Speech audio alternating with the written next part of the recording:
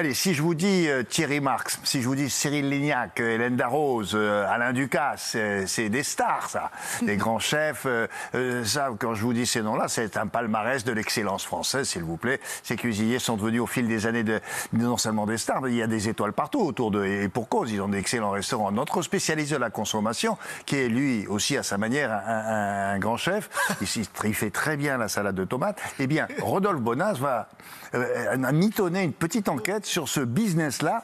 Allez, à table.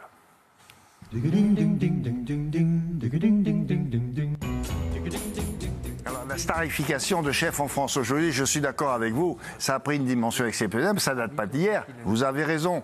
Est-ce que vous vous souvenez de Raymond Oliver à l'époque et de son accent rocailleux? Il y a eu Maïtena. Maïté, son acolyte, comment elle s'appelle son acolyte? On va en parler. Bon, c'est vrai que c'est pas nouveau, ça, d'accord? Ah non, c'est pas nouveau.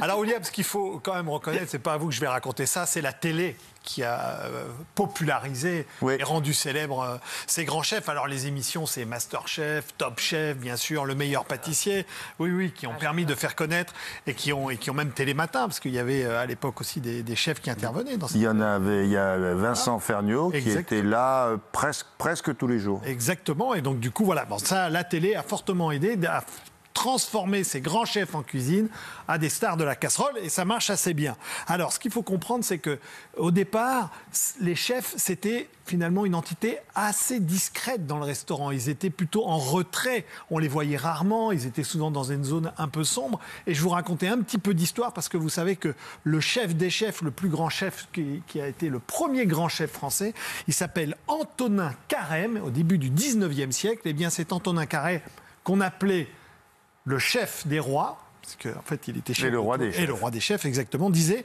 eh bien, c'est le charbon qui nous tue, parce que les cuisines étaient tellement mal aérées, tellement difficiles, qu'ils considéraient que ça les a tués. Et finalement, il faut attendre le début du XXe siècle pour voir commencer à apparaître une reconnaissance du métier de chef. D'abord, en 1924, lorsqu'on a créé la catégorie meilleur ouvrier de France au niveau des chefs cuisiniers, donc ça c'était le début. Et puis enfin dans l'apparition extrêmement célèbre en 1930 du premier guide Michelin qui a fabriqué et distribué ces fameuses étoiles tant attendues.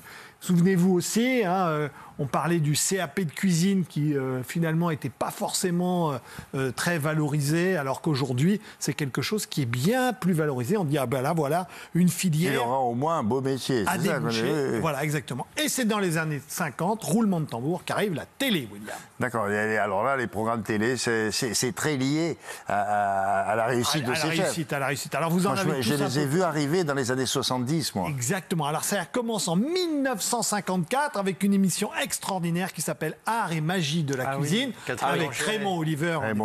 Et puis la speakerine des speakerines, Catherine Langer. Parfait. Absolument. C'est qu'elle aussi qui connaît bien la cuisine. Regardez la choucroute qu'elle a au-dessus de la tête. C'est clair. Vous allez voir. Alors je vous propose un petit extrait suranné et savoureux. On écoute cette émission Art et magie de la cuisine.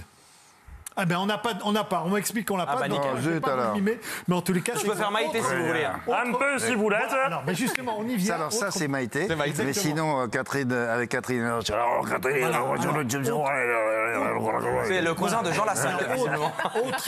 Autre élément, bien sûr. Autre programme, la cuisine des mousquetaires, ça s'appelle. Un peu si vous l'êtes, mon cher. Exactement. On va faire aujourd'hui un poisson pané. Alors, on en prend comme ça. Voilà. Et voilà. Alors, exactement. Micheline Banzé, duo extraordinaire qui est resté plus de 16 ans à la télévision. C'était génial. Exact, c'est absolument incroyable. On se souvient quand elle cuisinait les ortolans, on se souvient de l'anguille, exactement, qui était exactement. Et puis enfin, on a vu arriver une autre émission qui s'appelait Cuisiner comme un chef et Bon appétit bien sûr, là avec le très grand Joël Rebouchon, je vois que vous l'avez reconnu. Mais c'était véritablement dans les années 2000 qu'on voit exploser la popularisation. Vraiment exploser, parce que ça a vraiment très très bien marché. Avec, finalement, on a commencé à faire de la télé-réalité autour des chefs, et ça c'est ça qui a lancé. Donc vous avez le jeune Cyril Lignac, bien sûr. Bien sûr. Très très grand chef, qui est ensuite, après on a vu exploser Top Chef, qui depuis 15 ans, quand même, c'est 15 saisons successives de Top Chef qui rassemble des millions de téléspectateurs autour de ces chefs et puis qui deviennent des véritables vedettes de la télé. Oui, alors, quand on est chef, maintenant, ils ont des attachés de presse.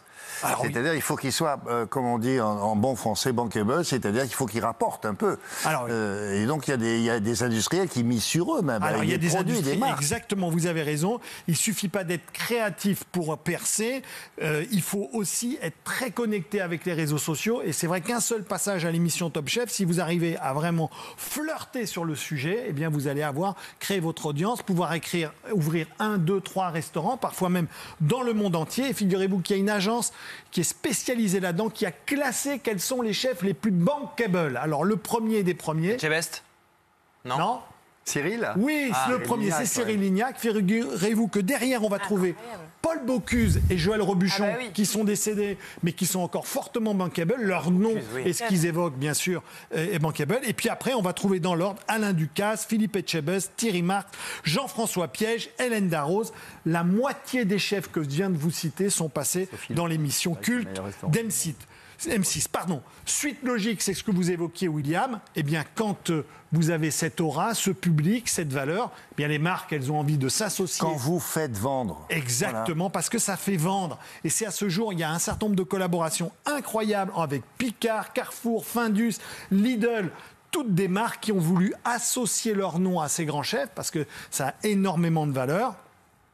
Et ça peut rapporter gros. Souvenez-vous, l'année dernière, je ne sais pas si vous vous en souvenez, c'est Michel Saran qui s'était associé avec une fameuse chaîne de fast-food qui est Burger King, et là qui a fait quand même grand tabac et même fortement polémique. Donc, quand on regarde ce sujet-là, nous sommes allés, oui, enquêter, demander conseil pour venir décrypter avec nous ce business des chefs. Je vous demande d'écouter l'interview d'Emmanuel Rubin, chroniqueur culinaire, qui va nous éclairer sur les dessous de ce business.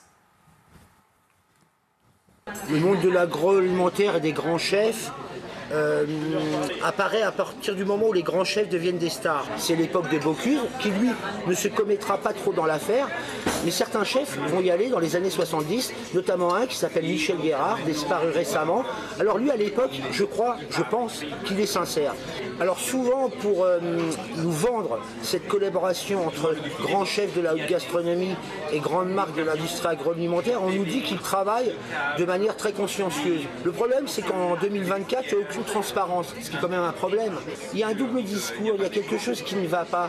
On ne peut pas remettre 1000 fois sur le métier son ouvrage dans des restaurants très étoilés, très chers, mais certainement très justifiés, et le lendemain, nous dire tout l'inverse et nous vendre leur talent en barquette, sous vide et précongelé. C'est du prêt-à-mâcher et c'est pas glorieux. Je ne crois pas à cette histoire-là. Je trouve que ça fait un petit moment que ça dure. J'espère que le public ne sera pas dupe, que chacun reste à sa place. Ce sera bien mieux. Bocuse a été de cette époque-là, c'est le plus connu, mais dans le monde entier. Hein. Monsieur Paul, on l'appelait. Monsieur Paul, toujours. Certains chefs, ils font que ça, quasiment. Ah oui. Il y a des grands businessmen qui arrivent à faire beaucoup d'apparitions. Je ne cite qu'un seul parce que je le trouve extraordinaire, c'est Thierry Marx, parce que lui, je vais vous citer quelques-unes de ses collaborations. Barilla, Badois, 3 Suisses, Samsung, Habitat, Lidl, Uber Eats, Picard, SNCF. Oui, mais lui, il explique pourquoi il fait ça. Exactement, William, vous avez raison. Thierry Marx, quand on lui pose la question pourquoi autant de collaborations, il dit écoutez, cet argent me sert à financer d'autres choses. Je ne vis pas d'amour et d'eau fraîche. Il a bien raison. Totalement. Et vous savez que Thierry Marx investit énormément dans la cuisine pour tous, et surtout la cuisine en insertion sociale. Donc merci Thierry Marx qui aide finalement. Et il aide beaucoup de petits gars qui n'ont pas de métier à les former. Voilà. Mais le business va même plus loin, parce que maintenant, il y a les maisons de luxe qui s'arrachent. Alors, exactement, il y a de plus en plus, on arrive à associer à la fois Carrefour à la Maison Dior. On se dit, mais comment c'est possible? Eh bien, il y a un grand écart que les chefs arrivent à réaliser. Si vous prenez par exemple Jean Humbert, qui aujourd'hui est photographié, j'ai retrouvé ça à côté de Beyoncé, Marion Cotillard, Kylian Mbappé ou Robert De Niro. Vous voyez que c'est vraiment une superstar, ce Jean Humbert. Eh bien, ils veulent être avec lui et les marques veulent s'associer avec lui. Autre exemple, le pâtissier Cédric Grolet. Oui, bien sûr. Vous savez, au Meurice, qui fait ces pâtisseries qui sont en trompe-l'œil absolument incroyables. Et j'ai trouvé cette pâtisserie, je ne sais pas si on va pouvoir la voir à l'antenne, c'est une pâtisserie qui est autour du pop-corn. C'est incroyable. Alors cette pâtisserie, elle est géniale parce qu'il va faire un trompe-l'œil de popcorn. Ah, c'est pas gratuit, hein, c'est quand même 60 € le popcorn, mais au global Pardon de ça, oui, 60 c'est pour 6. C'est pour 6. Ah oui, bah oui, mais ça ça va. fait le popcorn est un peu cher. Mais vous allez voir bien, comme y a pas de c'est sucre. absolument délicieux. Regarde Le ça. travail est énorme et j'ai hâte de le goûter. Non, mais Voilà. je vous signale que c'est à l'Opéra qu'il a son. Oui. Il y a un Dans la rue Ah oui. Ah, mais c'est Guillaume 300 Meurice, 300 oui, mètres c'est de queue, là. Oui, c'est incroyable, Voilà. Et voilà, et après il fait ça. Bon, c'est Regardez pour ça. Voilà, c'est absolument magnifique. Et ensuite, oui, après, d'accord. Ah oui. je voulais vous dire, autre collaboration qu'on a parfois, c'est, vous savez qu'aujourd'hui, on dit plus je vais dîner au Plaza Athénée, mais on dit on va chez Jean Humbert. Ça veut dire que finalement, Oui, oui. le chef a pris le pas sur les grands hôtels parisiens. Le chef est devenu l'emblème de la marque, et c'est la raison pour laquelle vous avez de plus en plus de collaborations. Pourquoi ? Parce que ces chefs ont une image ici d'excellence, de savoir-faire à la française, de don de soi, qui finalement dans lesquels les marques ont envie de s'associer avec eux pour arriver à fabriquer une alchimie. Alors je dans me suis lequel- demandé s'il y avait dans d'autres pays un tel phénomène. Non, En alors- Italie ou. États-Unis, non Alors, non, alors, aux États-Unis non plus. ces émissions existent, mais pas à ce point-là de starification, Ah ouais. parce qu'au global aussi, nos chefs... Non, mais il faut par le contre, nos savoir, chefs sont des stars aux États-Unis. Exactement, Ah ouais. c'est ça que je voulais expliquer. Alain Ducasse a été un des premiers à s'internationaliser. Joël Robuchon, Monsieur Paul, que j'ai eu la chance de croiser une fois dans ma vie, Paul Bocuse, et je dois vous avouer que c'était assez Mais émouvant. nous,